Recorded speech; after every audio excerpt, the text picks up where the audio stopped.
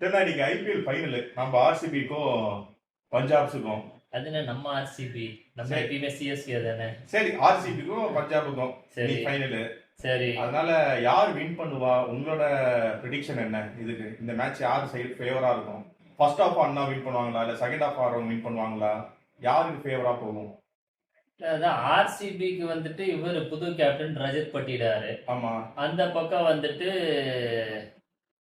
ஸ்ரேயாஸ் ஐயர் வேற லெவல்ல பெர்ஃபார்ம் பண்ணிட்டு இருக்காரு ஒரு சைடு. ஆமா, ஆர்சிபி ஒரு பக்கம் 18 வருஷமா கப் அடிக்காம இப்போதான் 18வது ஒரு வருஷம்.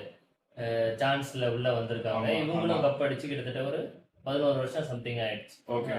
பஞ்சாபும். ஆ, ஸோ நம்மளோட கணிப்பு படி பார்த்தோம்னா இன்னைக்கு இப்போ என்ன மணி என்ன இன்னும் 1 மணி நேரத்துல மேட்சா டாஸ் எல்லாம் ஆமா, இன்னொரு 1 hour 7:30 போல ஸ்டார்ட் பண்றாங்க. ஆமா, 7:30க்கு நம்ம வந்துட்டு இன்னைக்கு ஸ்டார்ட் பண்றாங்க. சரி, அப்படி பார்த்தா எனக்கு தெரிஞ்சு வந்துட்டு ரஜத் பட்டிடாருக்கு தான் நிறைய வாய்ப்புகள் இருக்கிற மாதிரி தோணுது. அப்படியா? ரஜத் பட்டிடார் ஆர்சிபி தான் வந்துட்டு இந்த ஃபைனல்ஸ் ஜெயிக்கிறதுக்கும் நிறைய வாய்ப்புகள் உண்டுன்றது நம்ம ப்ரிடிக்ஷன். சரியா, இது வந்துட்டு நம்ம ப்ரிடிக்ஷன் இதுதான். ஓகே. ஆனா நீங்க சொல்ற மாதிரினா அந்த சைடுமே டீம் வந்து நல்ல டீம், சூப்பர் டீம். சரிங்களா?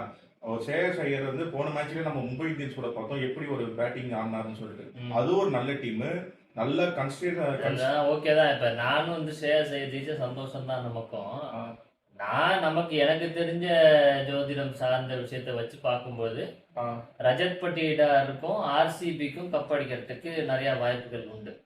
அதே மாதிரி மோஸ்ட் ஆஃப் த மேட்சஸ் வந்து பாத்தீங்கன்னா ஃபர்ஸ்ட் ஹாஃப்க்கு வந்து